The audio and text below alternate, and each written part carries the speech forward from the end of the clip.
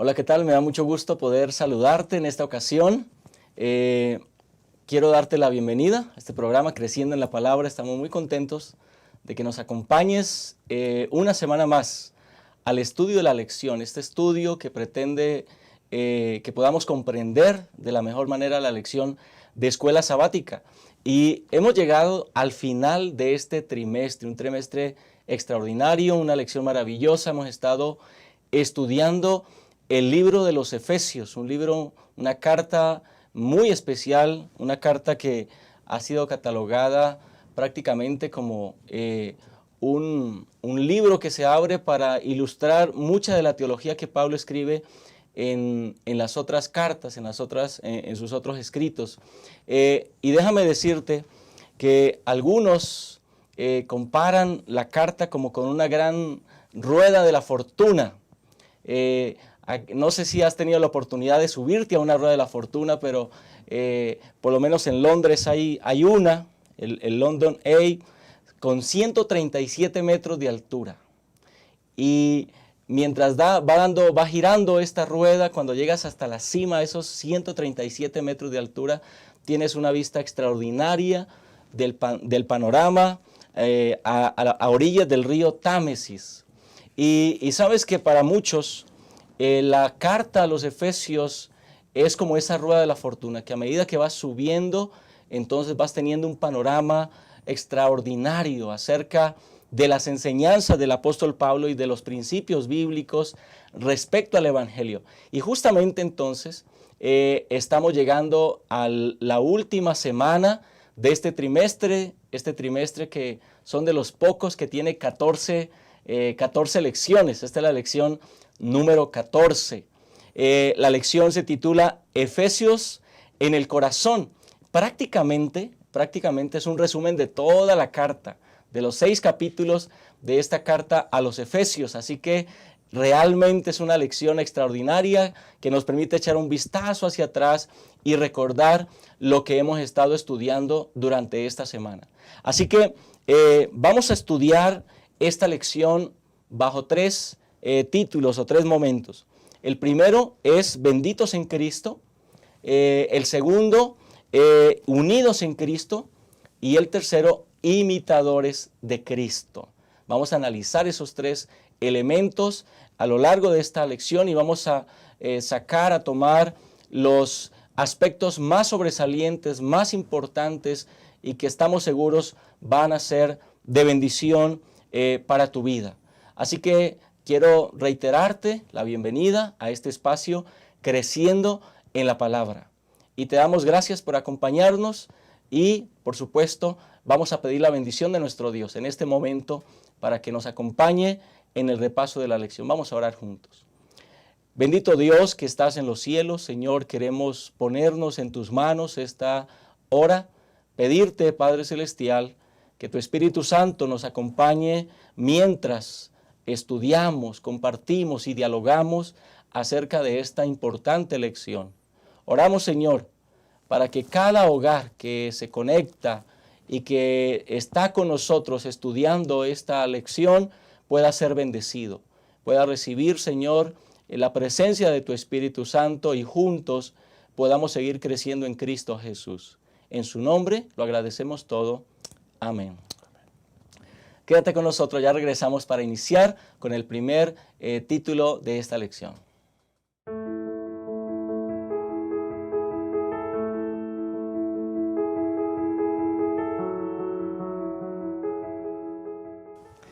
Estamos de regreso en Creciendo en la Palabra.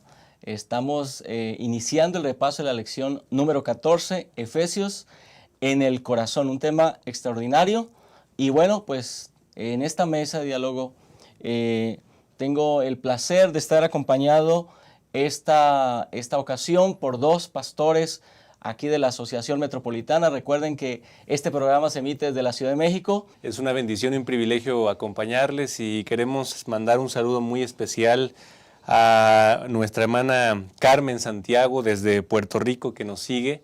Un saludo para la hermana y para todo Puerto Rico. Que Dios les bendiga y queremos invitarles a que comenten, a que compartan esta transmisión para que otras personas, hermanos, puedan ser bendecidos a través del repaso de la lección, pastor? Siempre es bueno, pastor, esa recapitulación, esos comentarios que los hermanos hacen en nuestro canal de YouTube, los estamos siempre siguiendo, así que qué bueno que los hermanos ahí nos acompañan desde distintos lugares. Y también está con nosotros el pastor Juan José García.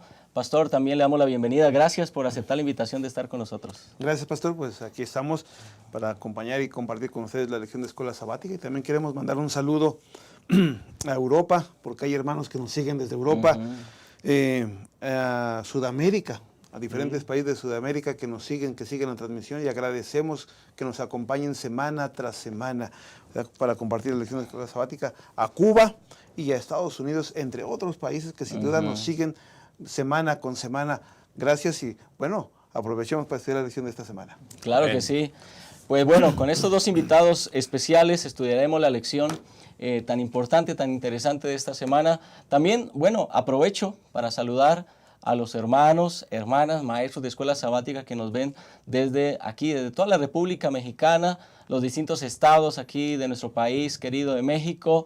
Los hermanos usualmente nos siguen, nos comentan. Agradecemos mucho su participación. Aquí también los locales de nuestra asociación metropolitana, los distintos distritos, agradecemos también y enviamos un cordial saludo. Y por supuesto también aprovechamos para saludar a los hermanos y hermanas que también se conectan con nosotros a través de 3ABN.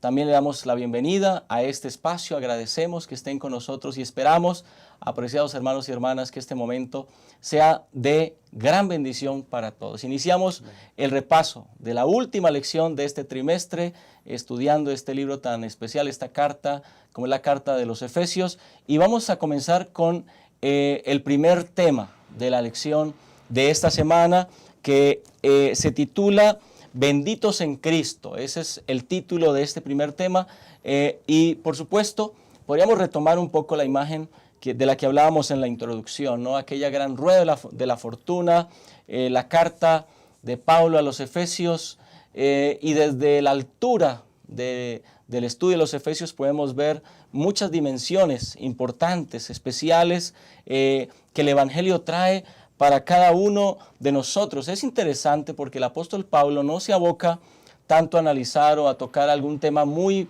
específico, muy local de la iglesia ahí que se reunía en Éfeso, sino que pareciera que su carta trasciende, ¿no, compañeros? Trasciende a otras iglesias, trasciende inclusive en el tiempo. Nos parece que nos está hablando a nosotros.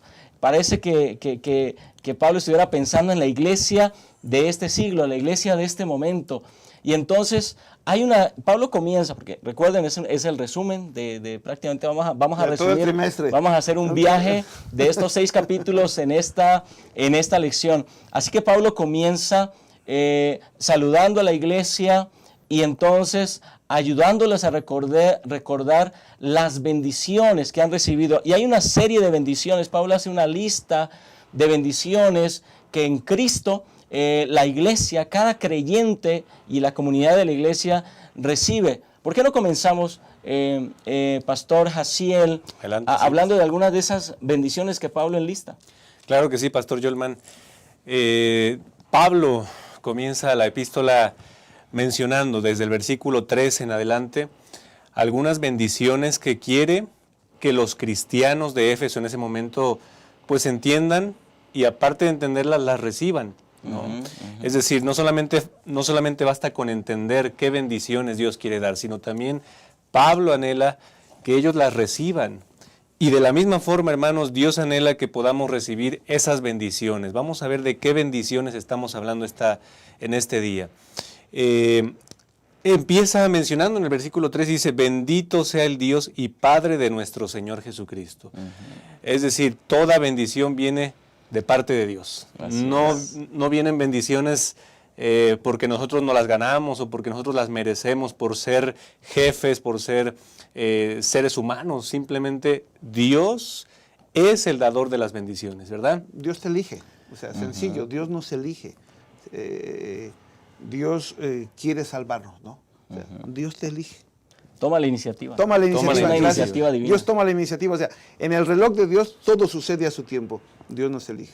Y en el versículo 4 lo dice, según nos escogió en Él, antes de la fundación del mundo. Es decir, nosotros no estábamos vivos, ni siquiera existíamos, pero desde antes de la fundación de la humanidad, ya Dios quería que todos fuéramos benditos en su nombre, ¿verdad? Claro, claro. ¿Para qué? Bueno, ahí viene el propósito en el mismo versículo 4, para que fuéramos santos y sin mancha delante de Él.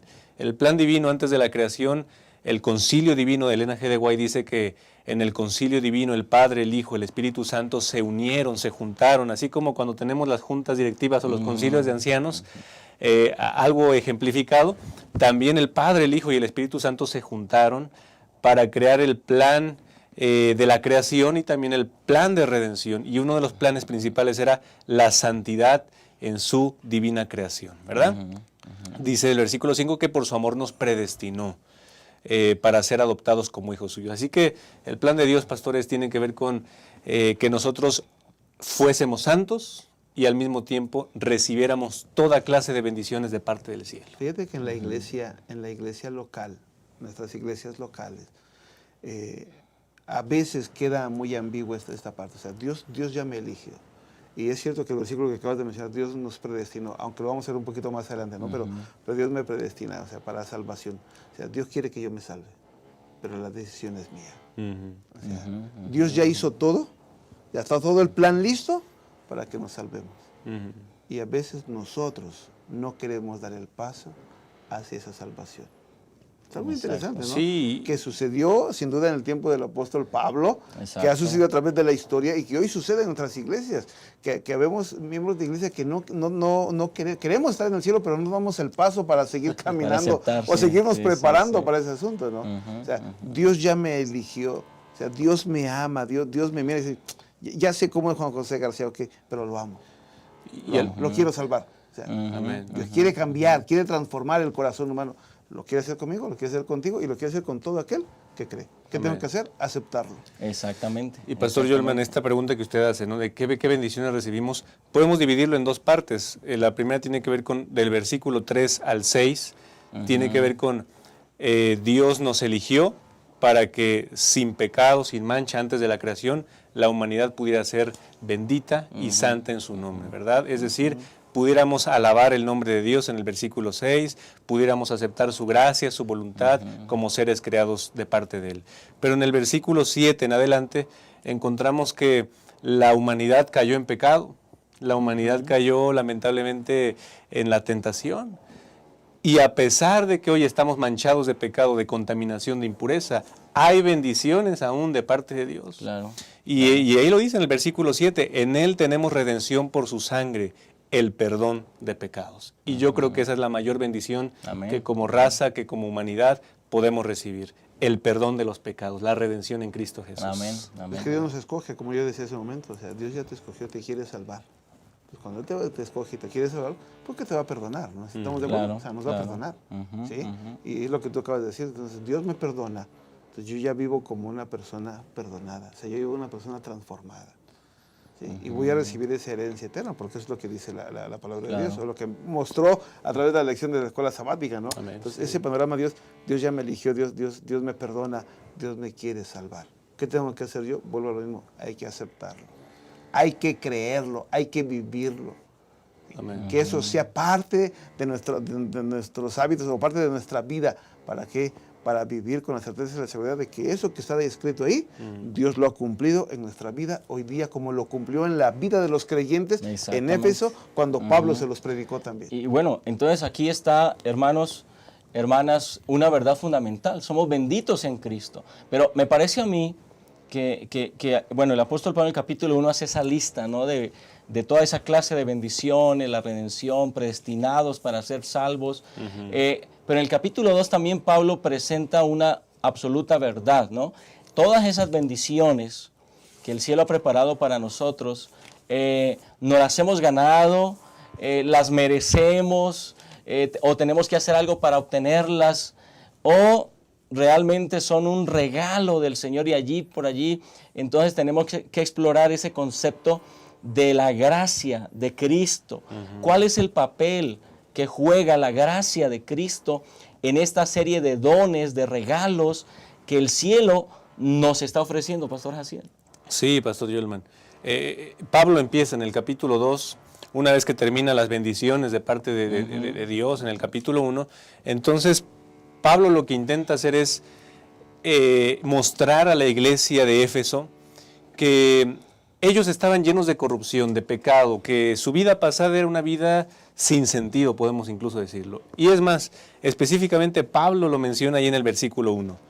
Él les dio vida a ustedes cuando estaban muertos en sus delitos y en sus pecados. La palabra muertos, ¿no? Es decir, sin Cristo la iglesia está muerta, sin Cristo no somos nada, sin Cristo estamos en pecado, sin Cristo estamos en delitos. La iglesia de Éfeso estaba en todo eso. Pero Pablo dice en el versículo 2, ustedes vivían así en otro tiempo pasado. Exactamente, el tiempo Bendito pasado, donde no sabían lo que hacían, donde estaban bajo el gobierno del príncipe de la potestad, dice el versículo 2. Así que dice incluso en el versículo 3, nosotros vivíamos entre ese grupo de personas, ¿no? Dice, entre ellos vivíamos también todos nosotros, se incluye el apóstol Pablo. Pero aquí viene entonces la pregunta que usted menciona, Pastor Yolman. En el versículo 4 hay un pero. Pero Dios, que es rico en misericordia por su gran amor, con que nos amó, aún estando nosotros muertos en pecados, nos dio vida juntamente con Cristo. Por gracia sois salvos.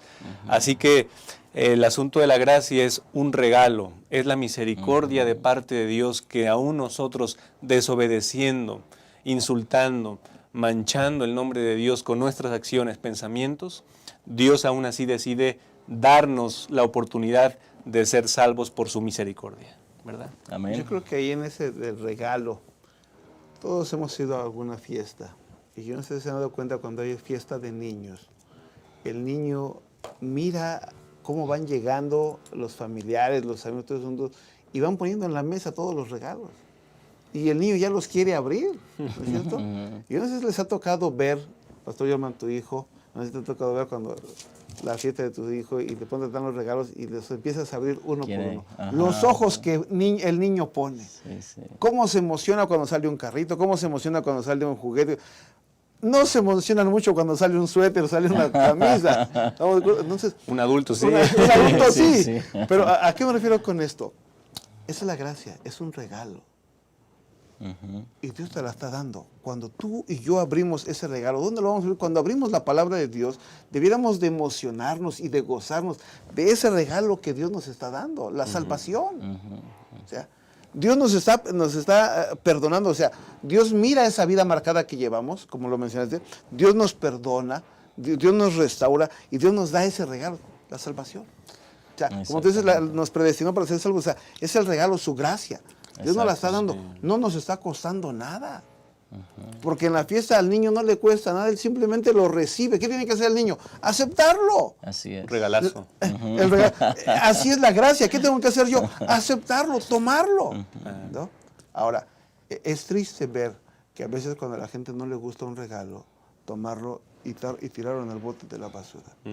Es muy triste a veces escuchar el consejo de Dios y decir, no es el momento.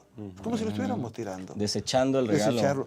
Pero al aceptarlo, ponerte ese suéter, ponerte esa playera, oye, y dice, oye, ¿cómo se me ve? ¿No? ¿Cómo te sientes cuando Dios dice, yo te regalé la salvación? Amén. Exactamente. Y Pablo dice... Esa es la gracia, ¿no? Esa es la gracia, vamos. Sí, Pablo dice, ¿no? En los versículos 11 en adelante del capítulo 2, que esa gracia ya no solamente es para los judíos, para un grupo en específico, sino que ese regalo es para toda la humanidad. Exactamente. ¿No? Para todo aquel que cree, dice Juan, ¿no? Ajá, dice en el versículo 13, pero ahora en Cristo ustedes que en otro tiempo estaban lejos, han sido hechos cercanos por la sangre de Cristo. La iglesia de Éfeso era un grupo de gentiles, pero finalmente también la gracia llega hasta ese grupo. Nosotros somos mexicanos, nos están viendo desde Puerto Rico, desde Cuba, desde Brasil, diferentes partes, ¿no? Pues también para todos nosotros esa gracia se ha extendido para que alcancemos vida eterna. Y el versículo 8 es uno que todos conocemos, pastor, porque por gracia sois salvos por medio de la fe, y esto no es de ustedes, pues es un don o un regalo de parte de Dios, ¿verdad? Claro. O sea, es lo que hemos venido diciendo, o sea, Dios ya nos la regaló. Amén. Así es. Esa gracia, Así es. yo tengo que recibirla, yo tengo que aceptarla. O sea, Él me restaura, Él me renueva, Él me hace nuevo, me hace diferente. Tengo un nuevo propósito en la vida. Así es. No, en Cristo Así es. Jesús me dio su gracia. O sea, yo soy salvo por la gracia de Jesús, no por lo bueno que yo sea, no por lo que yo haga, no por los méritos que tenga, por los estudios que yo tenga, el conocimiento que yo tenga, no. Yo soy salvo por Cristo Jesús. Solo tenemos que aceptarlo. Es un como- regalo. Es el regalo, eso es lo que decimos, Las obras- el ejemplo del regalo, ¿no? Sí. Así que aquí está esta primera verdad, en este primer segmento. Somos benditos en Cristo. Entonces, hay dos realidades allí. Somos benditos. El cielo ha destinado todo para salvarnos, para redimirnos. Pero dice, la verdad es que somos benditos en Cristo. Es decir, que el fundamento de esa experiencia salvífica es la persona de Jesucristo. Tiene que ver con lo que Cristo hace en favor de cada uno de nosotros. Ahora, la pregunta es, apreciado hermano, y con esto terminamos este primer segmento, la pregunta es, ¿hemos realmente experimentado esa bendición espiritual en Cristo Jesús? Porque eso es lo que dice Pablo. Vosotros antes erais tal y tal y tal cual cosa, tenías esta experiencia, pensabais de esta manera, hablabas de esta manera, actuabas de esta manera, pero ahora que Cristo llegó a tu vida, entonces debe ser una nueva creación, una nueva criatura, como se lo dice también a la iglesia de Corintio. Qué maravilloso es saber que el cielo se interesa en nuestra bendición en todas las áreas de nuestra vida. Es como decir, pastor, que Dios nos ha devuelto a todos el estar en armonía con Él. Estábamos alejados, como decía el pastor Carlos, estábamos alejados, ¿no? Pero ahora Dios nos ha devuelto el estar, el convivir con Él, el estar en armonía una vez más con Él y con sus principios, gracias a eso que Él hizo por cada uno de nosotros y al darnos esa gracia a cada uno de nosotros. Amén, amén. Pues apreciados hermanos, realmente es un tema extraordinario. Estos pensamientos iniciales de este tema son maravillosos, así que quédate con nosotros. En un momento regresamos para continuar estudiando esta extraordinaria verdad.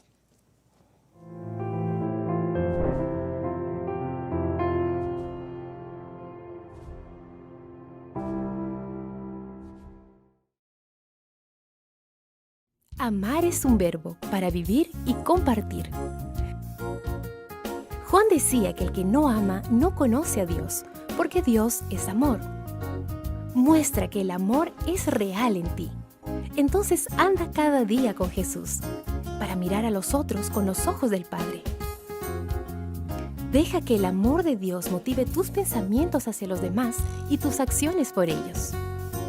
Mira con simpatía, sin hacer ningún tipo de discriminación. Y di solamente cosas buenas sobre los hermanos. Amar. Esta es nuestra misión.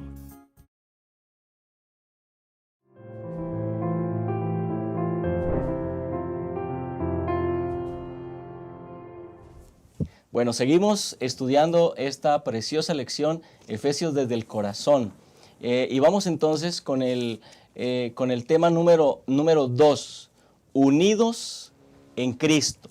Entonces, bueno, ya analizamos el pensamiento paulino respecto a la experiencia de la salvación, una experiencia por gracia que es fruto de la iniciativa divina hacia la consideración de nosotros, aun cuando estamos inmersos en el pecado. La gracia nos alcanzó, la sangre de Cristo nos salvó. Amén. Pero en este segundo elemento es importante notar que la experiencia de la salvación, aunque es individual, aunque es única, cada persona decide, como ya lo decíamos anteriormente, aceptar la salvación ofrecida por Cristo o, al contrario, rechazar tristemente la salvación ofrecida por Cristo. Aquellos que aceptan la salvación también experimentan la salvación de manera no solamente individual, sino también como un grupo de creyentes. La salvación, la experiencia de la salvación se experimenta entonces en el cuerpo de la iglesia, se experimenta en el grupo de creyentes. Es decir, que no somos creyentes como islas. No es que nos apartemos cada quien y estemos en la casa, nos vayamos a la montaña y cada quien se salve como pueda. No, el Señor nos ha llamado a ser parte de un grupo de creyentes. Somos el pueblo que se está preparando para el encuentro con Cristo Jesús. Entonces, el apóstol Pablo ilustra entonces cómo es que se experimenta la salvación en el cuerpo de creyentes. Y habla entonces acerca de la unidad. Así que, compañeros, vamos a ilustrar, vamos a pensar por un momento en lo que el apóstol Pablo expresa para enseñarle a la iglesia de los Efesios, para enseñarnos a nosotros cuál es la unidad que Dios desea de nosotros, ¿no? Lo primero que hace Pablo es hacer uso de ciertas ilustraciones, hace uso de varias ilustraciones para que la iglesia y nosotros entendamos muy bien en qué consiste esa unidad. ¿Por qué no comenzamos por allí? Pastor Jaciel, ¿cuáles son algunas de esas ilustraciones que el apóstol utiliza? Claro, Pastor Yolman, Pablo empieza en el versículo 3 mencionando, procurando mantener la unidad del Espíritu en el vínculo de la paz. Hay 2 puntos y entonces él dice, un solo cuerpo y un solo espíritu, como fueron también llamados a una misma esperanza de vuestra vocación. Un solo Señor, una sola fe, un solo bautismo, un solo Dios y Padre de todos, el cual es sobre todos, por todos y en todos, ¿verdad? Así que básicamente Pablo está enfatizando, está señalando, está diciendo un solo Dios, por lo tanto la iglesia también tiene que estar unida.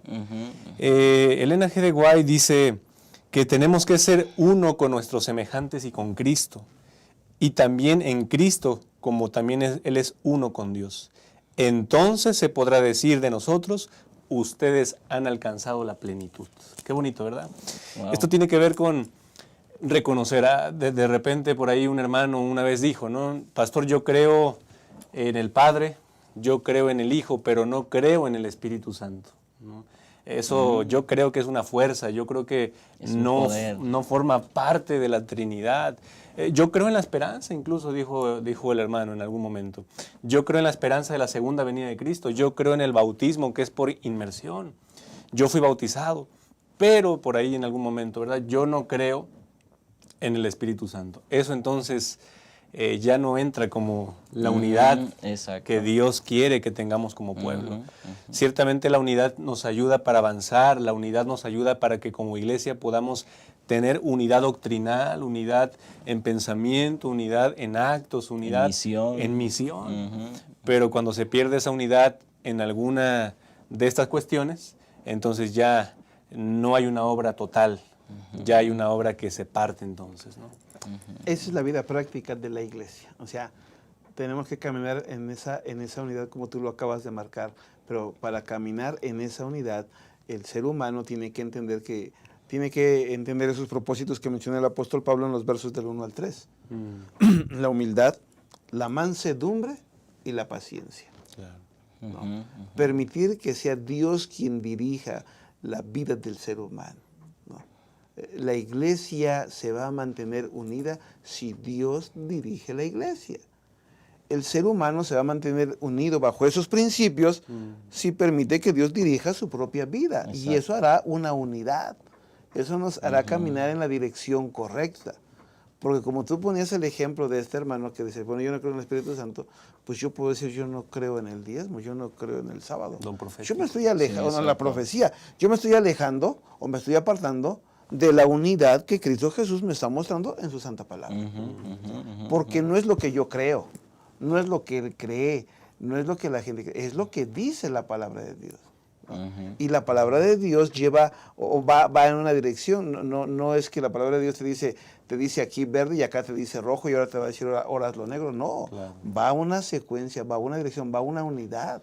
Porque es Dios quien está al frente, ¿no? Y de hecho, bueno, hay algunas ilustraciones más que el apóstol Pablo usa justamente para ayudarnos a entender esta parte de la unidad. ¿Cuáles son esas ilustraciones? Que de hecho no las usa solo en Efesios, las usa en Corintios, en su carta a los Corintios, a los Colosenses, a Romanos. ¿Cuáles son esas imágenes que el apóstol Pablo usa? Déjame leer en el libro de Efesios capítulo 2, en los versos 20 20 al 22. Simplemente, aunque parecía que estamos regresando, pero como dijimos, es una unidad, o sea, va aparte con el capítulo 4. Dice ahí, edificados sobre el fundamento de los apóstoles y profetas, siendo la principal piedra del ángulo Jesucristo mismo.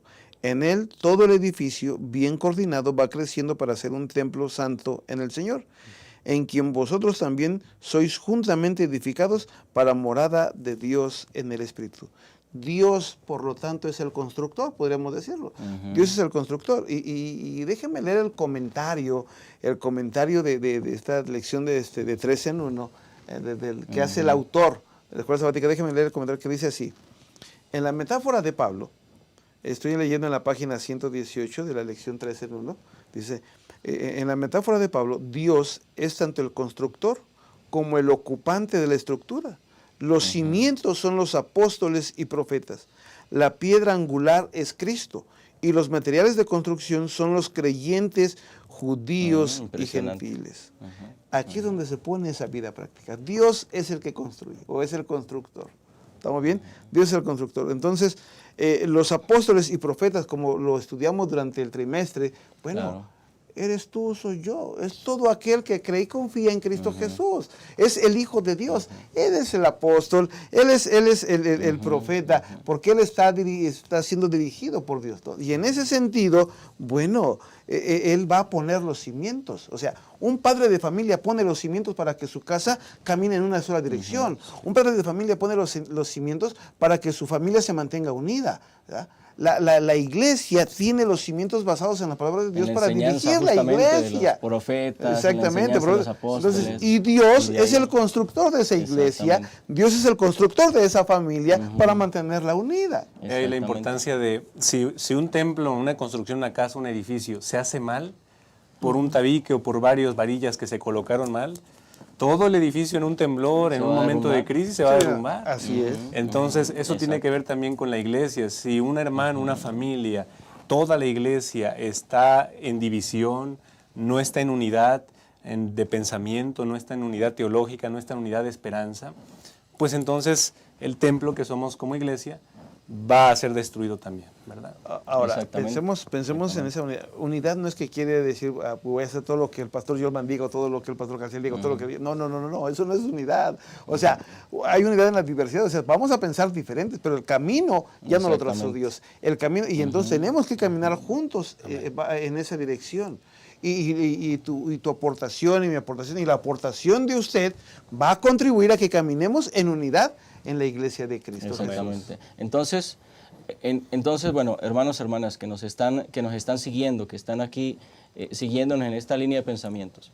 El apóstol Pablo entonces está planteando que la comunidad de los creyentes debe mantenerse unida y la fundamenta justamente señalando, tenemos un solo Dios, tenemos una sola fe, tenemos un solo Señor, tenemos un mismo Espíritu que nos guía. Es decir, debe haber unidad por consiguiente. Número 2, el apóstol dice, la iglesia es como un templo, es un edificio. El constructor y el que la habita es Dios. Y el arquitecto. El arquitecto es Dios. La piedra angular, el fundamento principal es Jesús. El resto del fundamento son los apóstoles, es decir, no las personas, los apóstoles como personas, sino la enseñanza de los apóstoles y profetas, es decir, la palabra de Dios.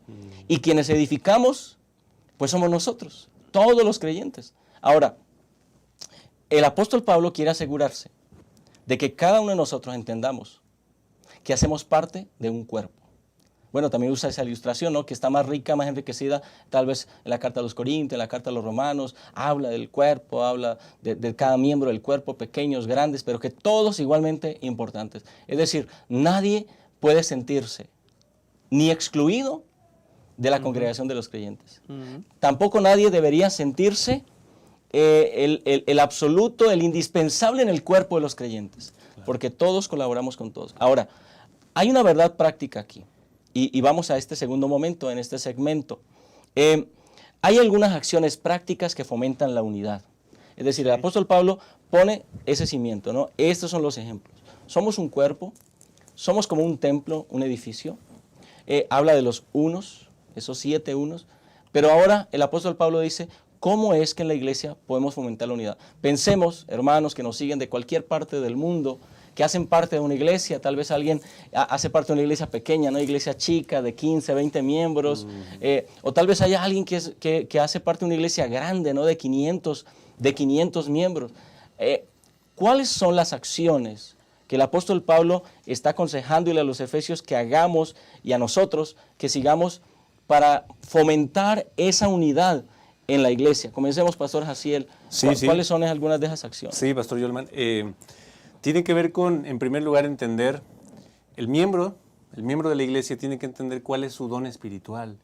Tiene que entender cuál es el regalo que el Espíritu Santo le ha dado para que entonces pueda llevar a la práctica esas acciones cristocéntricas de unidad, de amor.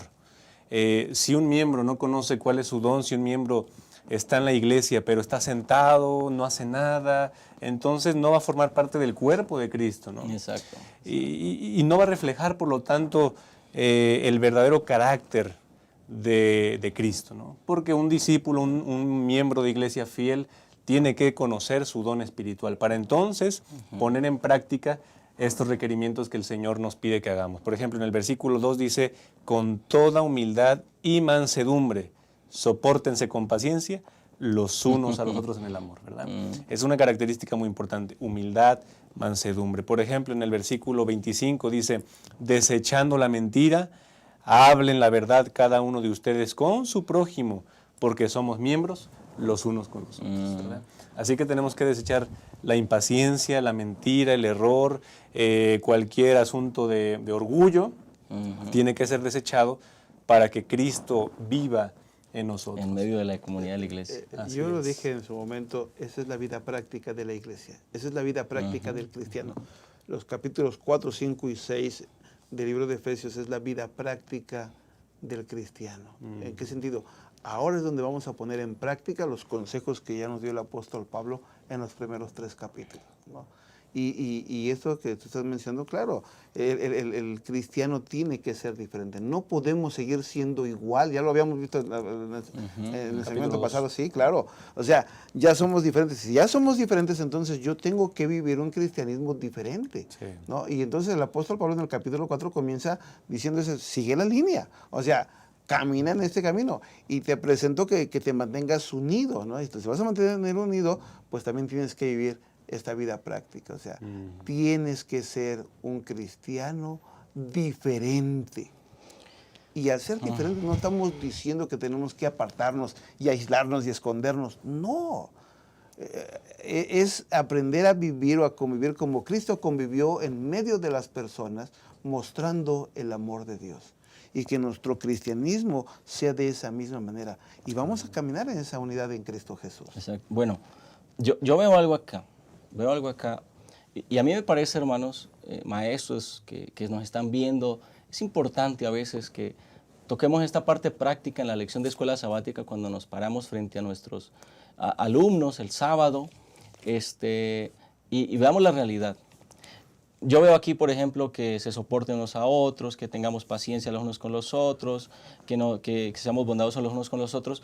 Esas palabras, esas expresiones de Pablo parten de una verdad, de una realidad. ¿Cuál es la realidad? Que la iglesia está llena de personas imperfectas. Claro. Es decir, si Pablo y Dios me están diciendo, sean pacientes los unos con los otros, significa que hay alguien que necesita paciencia, ¿no? Claro. Significa que hay alguien que necesita benignidad. Es decir, porque es posible que a veces el creyente llegue a la iglesia y espere que todo sea perfecto, ¿no? Y si alguien hizo algo que le incomodó, entonces dice, no, yo me voy de esta iglesia porque yo pensé que esta iglesia era diferente. Es decir, por supuesto, hay un proceso de transformación, el Señor está trabajando en nuestra vida, y por eso Pablo dice, ya, desechen, ¿no? Desechen lo que es del viejo hombre.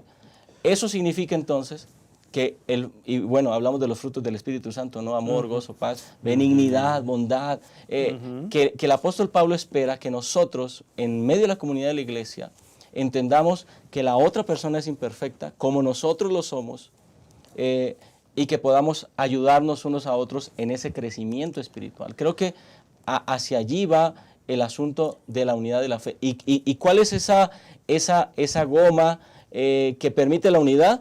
no es ni el carácter del ser humano, ni es la voluntad del ser humano, es el Espíritu Santo. Y lo dice la Biblia, pastor, en el mismo capítulo 4, versículo 15, sino que siguiendo la verdad en amor, crezcamos en todo en aquel que es la cabeza y Jesucristo. Es decir, somos un cuerpo. La iglesia es un cuerpo donde cada uno tiene una función muy importante. Somos las manos, somos los pies, somos los ojos, pero quien lleva el control, quien lleva el centro de operación es la cabeza y es Cristo Jesús. Y en ese sentido tenemos que también analizar y ver o entender que la verdad, hablando de la verdad, de la palabra de Dios, la verdad no divide a la iglesia. Claro. Exactamente. O sea, yo puedo pensar diferente, ¿sí? Yo puedo accionar diferente, pero la verdad es una, ¿sí? Y el versículo 32 del libro de Efesios, del capítulo 4, dice así, antes, sed bondadosos unos con otros, misericordiosos, perdonándonos unos a otros, como Dios también os perdonó a vosotros en Cristo. O sea, y vuelvo a lo mismo, o sea, si queremos crecer en Cristo Jesús, tenemos que entender que en la iglesia de Dios habrá personas que van a pensar diferentes de nosotros. Claro. Que tendrán talentos diferentes de nosotros. Exacto. Pero que si trabajamos en equipo, que si trabajamos en unidad, como ya lo mencionamos, vamos a ir en esa dirección. Y la vida del cristiano será diferente. Amén. Será en armonía, ¿no? Y cuando decíamos una misma fe, un mismo bautismo, porque así dice la Biblia, ¿no? Cuando yo leí sobre ese asunto me quedé pensando en alguna cosa bien interesante. A veces decimos, ya no me puedo bautizar 2 veces, pastor. No, yo no siento que te bautices, pero cuando habla de un solo bautismo, se estaba refiriendo más bien a que Dios estableció la forma de bautismo, correcto, que es por inmersión, punto, no hay otra. Sí, o sea, el fundamento como cuando Dios dice que seamos fieles a sus mandamientos, punto. O sea, no hay más. O sea, Dios es claro y específico cuando nos pide hacer algo, cuando nos pide las cosas, ¿sí? Y entonces, ¿yo qué tengo que hacer? Obedecer. Para mantener la unidad, obedecer. Una breve cita nada más de Elena G. de White, donde dice, no hay nada que debilite a la iglesia de modo más evidente que la desunión y las rencillas. No hay nada que se oponga a Cristo, a la verdad, como eso. Wow. Entonces, es de considerarse, ¿verdad? Bueno, entonces, estamos cerrando este segmento, apreciados hermanos, apreciados líderes seguramente que nos ven y que comparten con nosotros este espacio. Qué importante es saber que nosotros podemos ser agentes de unidad o podemos ser agentes de división en la iglesia. Y tendríamos que preguntarnos eso, ¿no? Y pedirle al Espíritu Santo que Él nos guíe para ser agentes siempre de unidad. Amén. En una junta directiva, cuando se toman decisiones, cuando se lanza un desafío en la iglesia para cumplir la misión. En todo, nosotros debemos, por la gracia de Dios, ser agentes de unidad. Amén. Apreciados hermanos, el tiempo se va rapidísimo. Se nos fue rápido el tiempo. Vamos a terminar este segmento, pero volvemos nuevamente. Quédate con nosotros, porque en un momento regresamos para la conclusión, el último segmento de esta hermosa lección.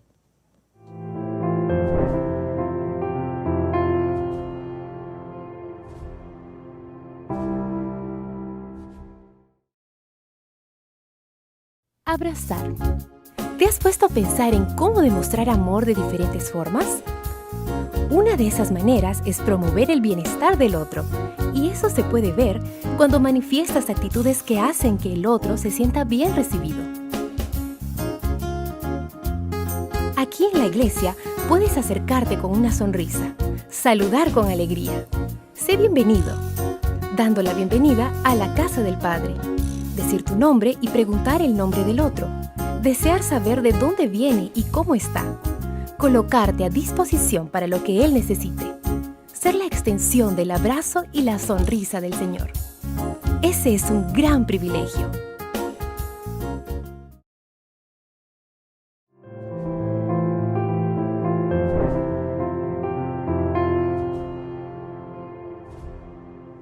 Bueno, estamos llegando ya al final de esta lección, esta última lección, y vamos entonces a tocar el último tema de esta lección, imitadores de Cristo. Entonces, ya hemos hablado, somos benditos en Cristo, unidos en Cristo, y ahora vamos a abordar el tema de ser imitadores de Cristo. Y bueno, prácticamente estamos hablando de un resultado natural. Si el creyente y la congregación, la unidad de los creyentes, ha experimentado la salvación en Cristo, experimenta la unidad en Cristo, entonces por ende será efectivo en el cumplimiento de su misión. Hay una misión que Dios ha dejado al cuerpo de creyentes, a la iglesia. Hay una razón de ser para la iglesia. Entonces vamos a comenzar por allí y comienzo, Pastor Jaciel, Sí, pastor. con esa pregunta, ¿no? ¿Cómo es que Pablo manifiesta o señala el cumplimiento de la misión en la iglesia como resultado de esta experiencia de salvación? Sí, Pablo en este capítulo trata de explicarle a la iglesia de Éfeso, ¿no? A los efesios, y quiere decirles que en algún momento, bueno, él también no comprendía la revelación de parte de Dios, pero él dice, versículo 3, pues por la revelación me fue declarado el misterio, como antes lo he escrito brevemente, ¿sale? Y después en el versículo 5 en adelante dice, el cual en otras generaciones no se dio a conocer como a los hijos de los hombres, como ahora es revelado a los santos apóstoles y profetas por el Espíritu. Entonces, hay una revelación. Dios abre la invitación, ya lo decíamos, a toda nación, tribu, raza, lengua y pueblo, ¿no? Hay una misión que tenemos como iglesia. El pueblo de Israel en el Antiguo Testamento también tenía una misión. Solamente que ellos estaban concentrados en un solo lugar o como grupo, avanzando, ¿verdad?, en diferentes zonas geográficas. Ahora somos un pueblo de Israel espiritual, que de la misma forma estamos avanzando hacia la Canaán celestial. Y Pablo lo que trata de decir es eso, ¿verdad? El Evangelio tiene que ser predicado a los gentiles, porque dice en el versículo 8, me fue dada esta gracia de anunciar entre los gentiles el Evangelio de las insondables, dice, riquezas de Cristo. Así que, de la misma forma, pastores, hay una misión, predicar el Evangelio. Ya no estamos como el Israel literal, caminando o avanzando en una tierra geográfica específica, sino más bien ahora estamos en diferentes partes del mundo avanzando espiritualmente hacia la Canaán celestial. Y Pablo quiere que entiendan eso. La iglesia de Éfeso también forma parte de ese grupo, de ese pueblo espiritual que también tiene la gracia para poder llegar a la Canaán celestial. Amén. Amén. Y en ese sentido uno debe de tener pasión por el evangelismo. Sí. O sea, que te guste hacerlo. Exacto. Que la iglesia tenga ese deseo de compartir las buenas nuevas de salvación. Vamos, ¿qué son las buenas nuevas de salvación? Cristo Jesús. Sí. Tener pasión. Yo creo que el apóstol Pablo tenía pasión por hablar de Cristo Jesús. O sea, claro, él siendo un fariseo, la vida que él llevó, todo el asunto, él conocía los principios, él sabía de la ley, él sabía de la iglesia, él conocía, pero no había conocido a Cristo como tal, ¿no? Y ese camino a Damasco, Dios hizo una transformación. Y Pablo fue un apasionado del evangelismo, ¿no? Y en ese sentido, nosotros tenemos que convertirnos en apasionados del evangelismo. O sea, es cierto que vamos a la iglesia, es cierto que participamos, es cierto que nos involucramos, es cierto que participamos en actividades, pero no todos tenemos la pasión por el evangelismo. Y creo que la lección de esta semana, como la lección que miramos en el trimestre, pues nos habla de eso, de que el ser humano debe tener esa pasión por hablar a otros de Cristo Jesús. O a lo mejor no lo vas a predicar, pero vivir el evangelismo o el evangelio de esa manera para que otros conozcan a Cristo Jesús, como lo conocemos ahora. Sí, exacto. No. El Evangelio no es exclusivista. No. No es nada más para ir a escuchar un tema el sábado a la iglesia, el sábado en la tarde, en la mañana, y me lleno de la palabra, pero me estoy tan saturado, estoy tan lleno de la palabra que soy egoísta y no la comparto con la familia, con los vecinos, con los amigos. Entonces no se está cumpliendo, si es así, no se está cumpliendo el propósito divino. Pablo entendió eso, por eso él escribe una carta. Hoy tenemos a nuestro alcance, Pastor Yolman, redes sociales. Así es. Hoy no necesitamos escribir cartitas para mandarlas a España, a Ecuador, a Venezuela, no. Hoy existe un teléfono en donde uno puede mandar un clic, un mensaje, y en cuestión de segundos Exactamente. llegó. Y Pablo dice, bueno, yo estoy usando esta carta, lo dice en los primeros versículos, para que ustedes entiendan que también son herederos del reino de los cielos. Nosotros también tenemos a nuestro alcance diferentes medios para que la gente en cualquier parte del mundo entienda que también pueden formar parte del pueblo de Dios y de ese pueblo remanente. Y de esa forma prepararnos, porque Cristo viene muy pronto. Bueno, aquí entonces hay una verdad fundamental, una primera verdad fundamental. La iglesia, o parte de la experiencia de la iglesia, del cuerpo de creyentes, es el cumplimiento de la misión. O sea, una iglesia que no cumple la misión no está teniendo una experiencia total, completa. Bueno, lo podemos ver en el libro de los Hechos de los Apóstoles, los primeros capítulos, como en ese cuerpo de creyentes que iba creciendo y se iba multiplicando, las personas, dice la palabra de Dios, que el Señor añadía a su iglesia quienes habían de ser salvos y disfrutaban de la iglesia, estaban unidos en la iglesia. Me parece que es importante, apreciados hermanos y hermanas, que vinculemos siempre la experiencia de salvación, la experiencia de unidad con la misión de la iglesia. Bueno. Tu iglesia, mi iglesia, todas nuestras iglesias deben estar encaminadas al cumplimiento de la misión. Ahora, estamos hablando de esa parte en primer lugar, ¿no? Cómo la iglesia cumple la misión.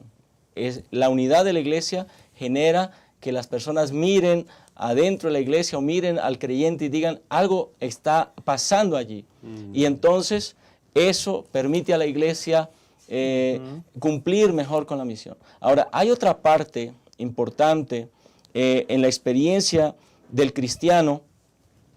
Por ejemplo, puedo encontrar aquí en el capítulo 5, el versículo 1, donde el apóstol dice, sed pues imitadores de Dios como hijos amados, andad en amor, como Cristo también nos amó y se entregó a sí mismo por nosotros, ofrenda y sacrificio a Dios en olor fragante. Nos está invitando a ser imitadores de Dios, a ser imitadores de Cristo. Ahora, vamos entonces a este segundo asunto. ¿Cómo es que podemos ser imitadores? ¿En qué aspecto de nuestra vida el apóstol Pablo nos invita a ser imitadores? ¿Se refiere solo al sábado, a que el sábado lleguemos con traje, corbata, con la Biblia debajo del brazo, con un vestido largo, y allí seamos imitadores de Cristo? ¿O en qué aspectos, en qué áreas de nuestra vida deberíamos serlo? Sí, pastor. Pablo hace una invitación. En el capítulo 5 él dice, tienen que andar como hijos viviendo en luz, poniendo en práctica lo que saben, lo que conocen. Es decir, de nada nos sirve ir al templo el sábado, el miércoles, el viernes, si estoy viviendo en adulterio, si estoy viviendo en mentiras, si estoy viviendo en engaños. Pablo lo dice, nadie les engañe con palabras vanas, porque estas cosas vienen de la ira de Dios. Y luego dice, no sean partícipes con ellos, porque en otro tiempo eran tinieblas, pero ahora son luz en el Señor, anden o vivan como hijos de luz. Así que esto tiene que ver también con el fruto del Espíritu.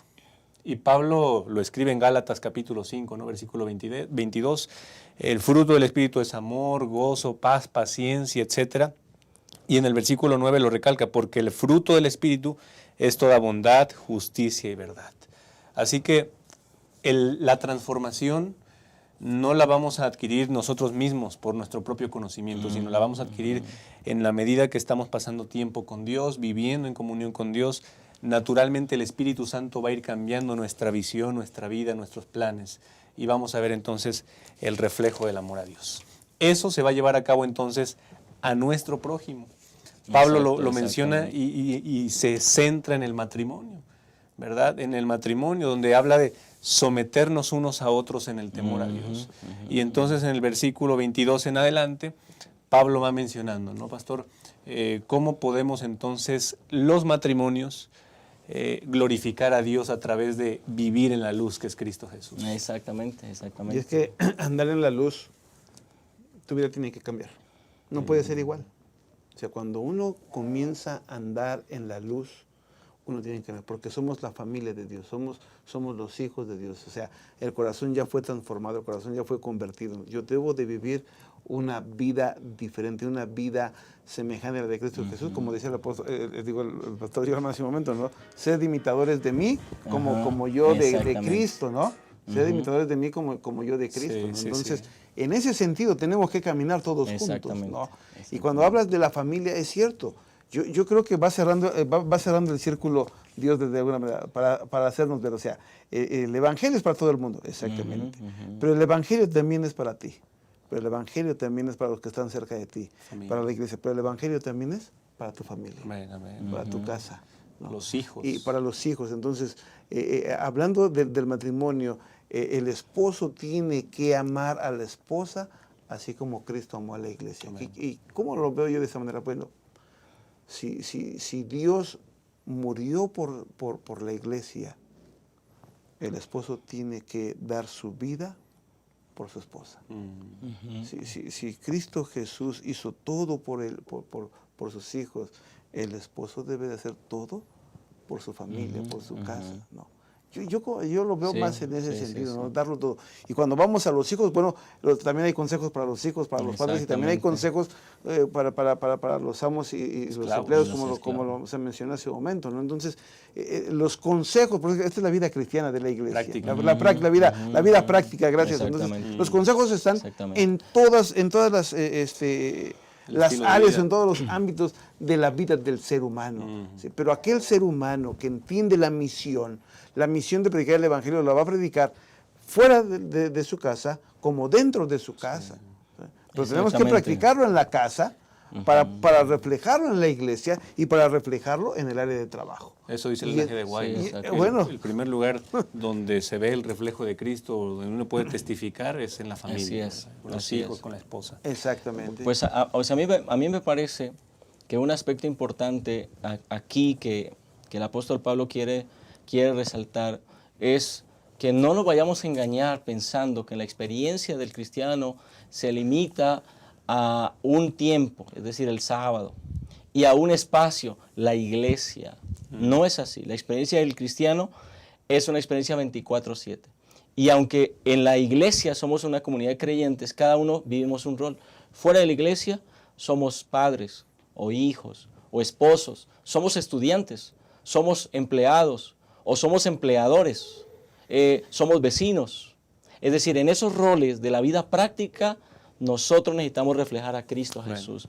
¿Cómo tratamos al vecino? Si somos empleadores, ¿cómo tratamos a nuestros empleados? O si tenemos un trabajo, ¿qué tan honrados somos en el cumplimiento de nuestro deber en el trabajo, etcétera, ¿no? En cada rol. Me parece a mí que es importante ver esa parte. Pablo nos invita a ser imitadores de Cristo, a ser imitadores de Dios en cada una de las áreas, en nuestra experiencia, en nuestra vida diaria. Amén, sí. Bueno, ahora estamos ya prácticamente llegando al final de la lección, y si te has dado cuenta, si has seguido el estudio, hemos tocado prácticamente todos los capítulos, excepto la última parte del capítulo 6, que el apóstol Pablo termina la carta a los Efesios señalando justamente en el capítulo 6 una realidad.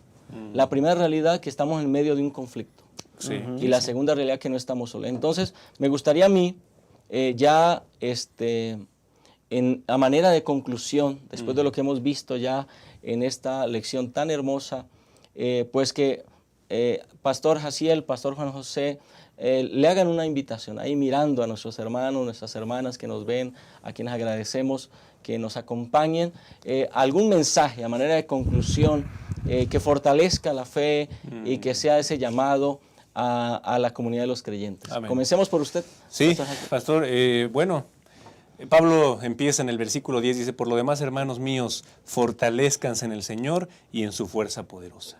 No dice fortalezcanse en las redes sociales, fortalezcanse en su esposo, fortalezcanse en el trabajo, no. Pablo está señalando: fortalezcanse en el Señor.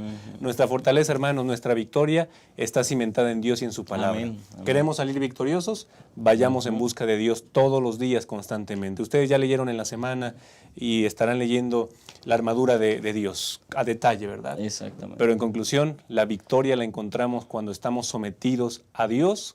En nuestra vida vamos a obtener victorias para el reino de los cielos.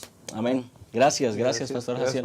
Pastor Juan José. Bueno, pensando en el capítulo 6, es como la conclusión de los 5 capítulos que ya vimos del libro de Efesios. Y mi querido hermano, mi querido amigo, Dios quiere que tú y yo nos pongamos esa armadura, que nos va a proteger de todas las tempestades y todos los conflictos que puedan estar a nuestro alrededor, para que obtengamos la victoria en Cristo Jesús. Amén. Como dijimos al principio, ya Jesús nos dio la victoria, ya nos dio su gracia, ya nos salvó, tenemos que aceptarla. Te dice, ponte la armadura. Te quieres salvar, ponte la armadura. No te la quites nunca y tendrás tesoros en el reino de los cielos. Que Dios te bendiga. Ponte la armadura, no lo olvides. Amén. Bueno, pues muchas gracias, apreciados pastores, gracias por sus palabras, por sus comentarios. Estarán de acuerdo conmigo que esta lección, esta última lección, la lección número 14, realmente pues ha sido una lección de bendición. ¿Qué podemos decir a manera de conclusión? Me parece a mí que el apóstol Pablo en esta carta que escribe a los Efesios tiene una visión muy inspirada por el Espíritu Santo respecto a la experiencia de la iglesia como cuerpo de creyentes y la experiencia del creyente en particular. Evidentemente, Dios conoce la realidad de su iglesia, no solamente en ese primer siglo, en esa época, sino que Dios sabe las realidades de la iglesia o que la iglesia va a enfrentar a lo largo del tiempo. Y sobre todo en el tiempo que estamos viviendo ahora, el tiempo del fin, los últimos momentos de la historia de este mundo. Sin embargo, el Señor nos ha dejado una luz maravillosa para que tengamos una experiencia espiritual enriquecedora, para que no permitamos que las costumbres, los asuntos, las presiones del mundo rompan con ese vínculo que tenemos con el Señor Jesús, para que no permitamos entonces que los asuntos del mundo entren a la iglesia y causen división, como es el plan de Satanás. La iglesia necesita mantenerse unida. Tú y yo como creyentes necesitamos mantenernos erguidos siempre, llenos del poder del Espíritu Santo, cumpliendo con la misión que el Señor nos ha encomendado. Y a donde quiera que vamos necesitamos ser imitadores de Cristo Jesús. Amén. Te desafío, apreciado hermano, te desafío, apreciado maestro de escuela sabática, para que antes de enseñar vivamos también esta enseñanza maravillosa en nuestra propia vida. Que seamos imitadores de Cristo allá donde estemos en la iglesia. Y por supuesto, quiero terminar agradeciéndote por estar con nosotros. Ha sido un trimestre extraordinario, ha sido de gran bendición y por supuesto te invitamos para que la próxima semana te conectes nuevamente con nosotros. Estaremos dando inicio a un nuevo trimestre con un tema también extraordinario. Un gran saludo, deja tus comentarios también allí en el cajón de comentarios en nuestro canal de YouTube. Te esperamos y esperamos verte pronto. Que Dios te bendiga y por supuesto que sigamos preparándonos para el regreso de Cristo Jesús.